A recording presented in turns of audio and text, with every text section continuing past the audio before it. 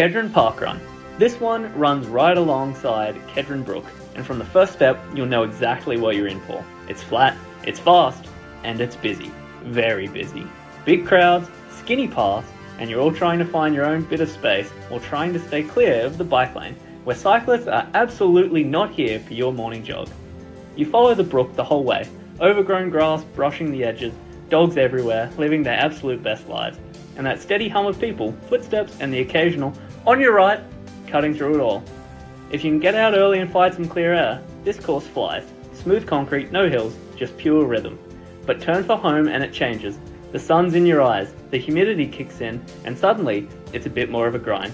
You roll back toward the North's rugby fields, legs working, lungs honest, still weaving through the crowd. It's tight, it's lively, it's a proper community run. Stay alert, be kind, and if you love dogs, you're going to have a great morning. Kedron, Queensland is one of Brisbane's established northern suburbs with roots going back to the late 1800s when the area developed through farming, small industries and its connection to the expanding city. Over time, it evolved into a residential suburb with green corridors like Kedron Brook becoming central to the area's identity.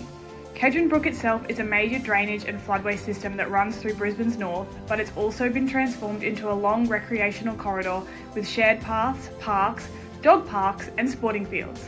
Today, it links multiple suburbs and provides continuous space for walking, cycling and running. Kedron Parkrun follows this corridor using the same pathways that locals rely on every day, blending the suburb's history, infrastructure and community into a busy, well-used running route. Today was event number 472. There's an average of 369 runners and 23 volunteers. The male record is 14 minutes 2 seconds and the females is 16 minutes and 17 seconds. Kedron Parkrun kicks off next to the North's rugby fields, and you start on the right side of the brook before crossing over about 800 metres in to the other side. This is a standard out and back course, so you follow the brook up for 2.5 kilometres before you turn around. You go under a couple of underpasses, you will see shrubs on your right basically the whole way up, and then you turn around, you do it all again. It's very same through the run, but you will see a lot of dogs, which picks up the mood a little bit.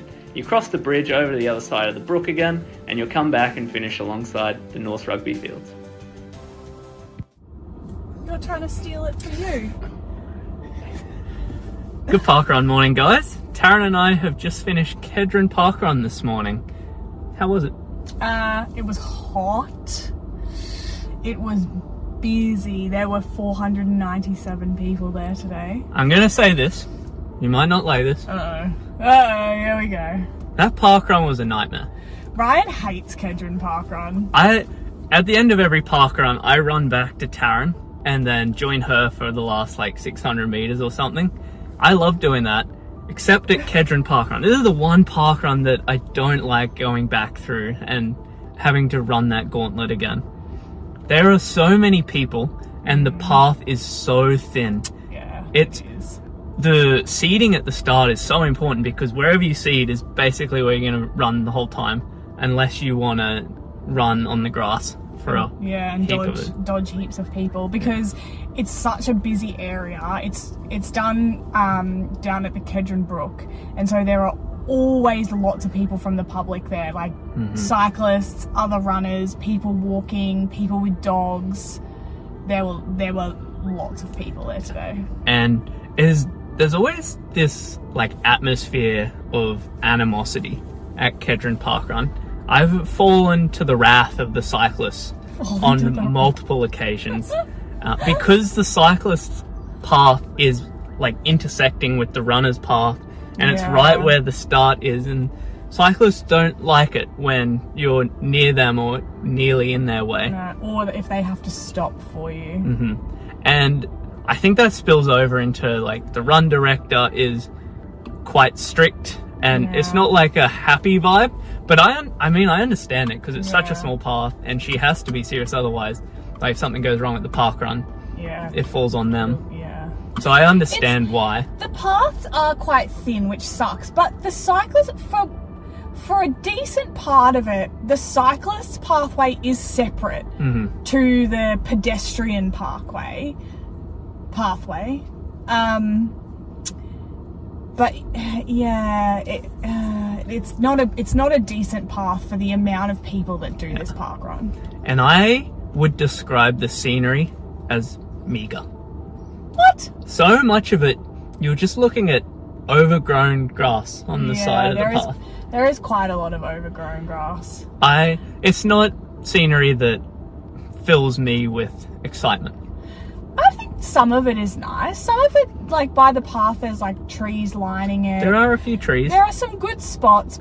There are quite a lot of fences because there are other, like there's a sporting, like a sand sporting centre because they do like volleyball there.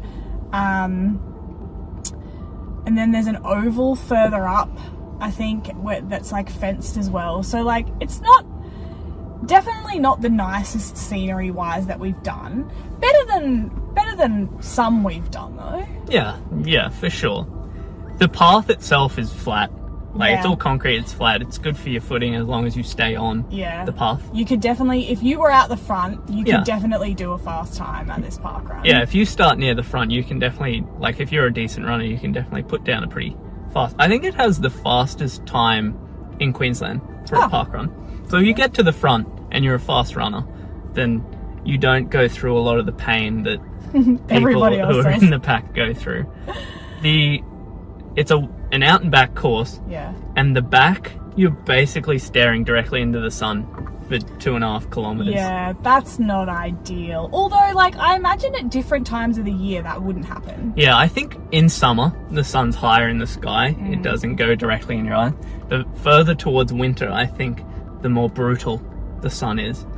There's a fine line because it gets quite humid there. So summer, very humid, very hot. Winter, sun directly in your eyes. Yeah. It was quite hot and humid today. Like we're in the middle of autumn, but it's a top of 32 today, and it was hot out there. Queensland weather. Weird. The facilities aren't top shelf either.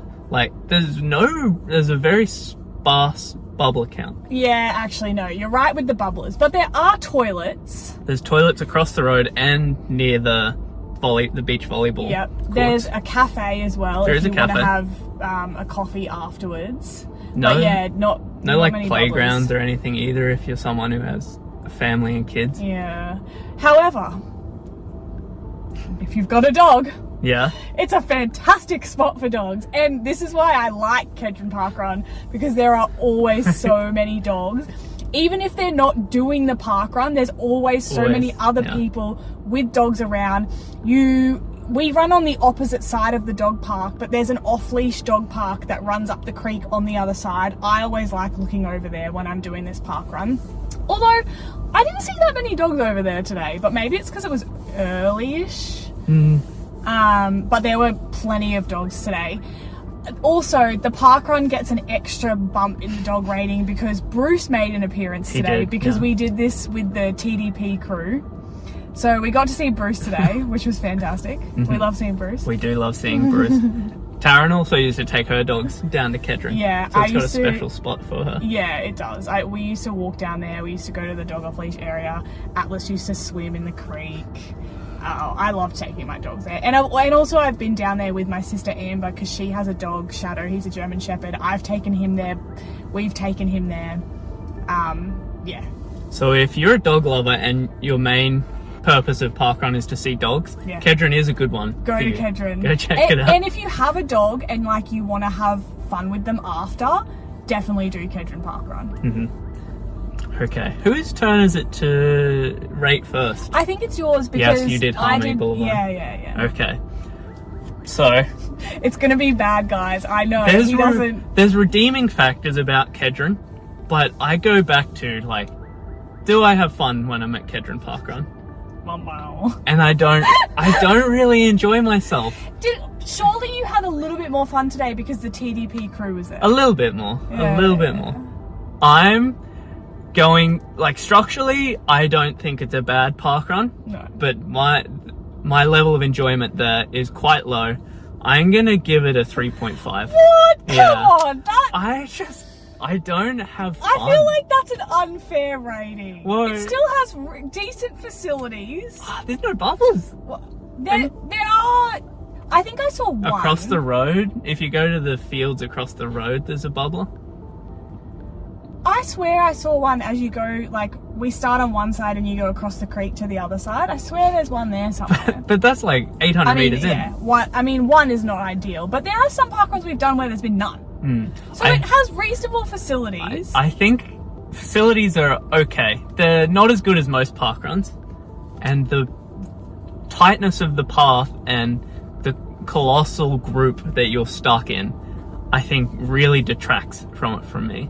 Also, at the start of the parkrun, which it's not an issue in summer, but you have to be on the grass, so the more dew there is, the wetter your shoes are gonna get. 3.5 for me. You really don't. I've locked it in. I've locked it in. We've just told people with dogs they need to do this parkrun. Yeah, they might give it a 3. They might love it.